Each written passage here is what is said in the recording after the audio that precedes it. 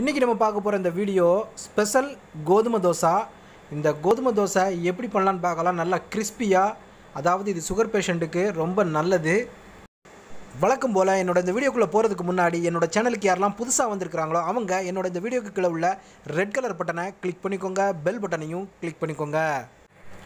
நான் என்னெல்லாம் வெஜிடபிள் எடுத்துருக்கிறேன்னு பார்த்தீங்கன்னா, வெங்காயம் எடுத்துருக்கிறேன், ஒரு வெங்காயம் சின்னதாக கட் பண்ணி எடுத்துருக்கிறேன், இஞ்சி கொஞ்சமாக சின்ன சின்னதாக நறுக்கி எடுத்துருக்கிறேன், கறிவேப்பிலை, பச்சை மிளகா, கொத்தமல்லி இலை.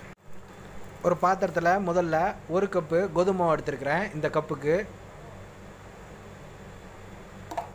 அடுத்து பார்த்தீங்கன்னா அதே கப்புக்கு ஃபுல்லாக இல்லாமல் அரை கப்பு அரிசி மாவு எடுத்துருக்கிறேன். இப்போ பார்த்தீங்கன்னா இதோட சேர்த்து நல்லா ஒரு ஸ்பூனு தயிர் சேர்த்துக்கிறேன். நிறைய எடுத்து ஒரு டீஸ்பூன் தயிர் சேர்த்துக்கிறேன்.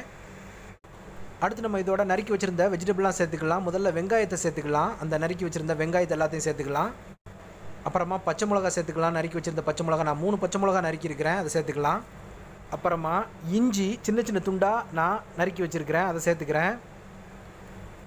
அடுத்து கறிவேப்பிலை, அதையும் நான் சின்ன சின்னதாக நறுக்கி வச்சுருக்கிறேன், ரொம்ப குட்டியாக. அடுத்து மல்லி இலை, அதையும் நான் சேர்த்துக்கிறேன். கொஞ்சமாக நறுக்கி வச்சுருந்ததை எல்லாத்தையும் நான் சேர்த்துக்கிட்டேன். இப்போ பார்த்தீங்கன்னா இதோட நான் ஒரே ஒரு டீஸ்பூன் ஜீரகம் சேர்த்துக்கிறேன், முழு ஜீரகமாக சேர்த்துக்கிறேன்.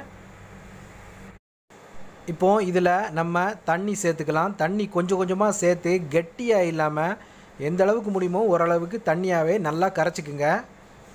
தண்ணி கொஞ்சம் கொஞ்சமாக சேர்த்து நல்லா கரைச்சிக்கலாம். இந்த மாதிரி கலக்கியை வச்சு நீங்கள் மாவை கரைச்சி எடுத்துக்கோங்க, அப்போ தான் கட்டி சேராது. இந்த அளவுக்கு தண்ணியாக கரைச்சதும் நம்ம ஒரு டீஸ்பூன் உப்பு சேர்த்துக்கலாம். அதாவது தேவையான அளவு உப்பு சேர்த்து பார்த்துக்குங்க, செக் பண்ணி பார்த்துக்குங்க, உப்பு சேர்த்துக்குங்க. சேர்த்து நல்லா மறுபடியும் கரைச்சிக்குங்க.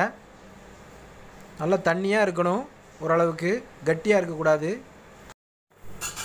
இப்போ நான் இதில் ஒரே ஒரு கரண்டி மாத்திரம் ரவை சேர்த்துக்கிறேன். இந்த ரவையை சேர்த்து நல்லா மிக்ஸ் பண்ணி கலக்கி விட்டு மறுபடியும் ஒரு 5 நிமிஷம் மட்டும் நம்ம ஊற வச்சு எடுத்துக்கலாம். 5 நிமிஷம் மட்டும் ஊற வச்சா போதும். நல்லா தண்ணியாக இந்த அளவுக்கு கரைச்சிக்கலாம். இப்போ தோசைக்கல் சூடாயிருச்சு. நம்ம ஒரு தோசையை ஊற்றிக்கலாம். ஊற்றி நம்ம எடுக்க போகிறோம். பார்த்திங்கன்னா இந்த மாதிரி தீயை மீடியம் ஃப்ளேம்லேயே வச்சுக்கோங்க, இல்லைன்னா உடனே பிடிச்சிரும். அதனால் இந்த அளவுக்கு வச்சுக்கோங்க. அதுக்கப்புறம் தேவைன்னா கூட்டிக்கலாம். இது மாதிரி அழகாக ஊற்றி எடுத்துக்கலாம். கோதுமை தோசை, ஸ்பெஷல் கோதுமை தோசை. கொஞ்சமாக அதை சுற்றி எண்ணெய் விட்டுக்கலாம் தேவைப்பட்டால். இந்த தோசை வேகிறதுக்கு ரொம்ப நேரம் ஆகாது. அடுப்பை மீடியம் ஃப்ளேம்லேயே வச்சு எடுக்கணும்.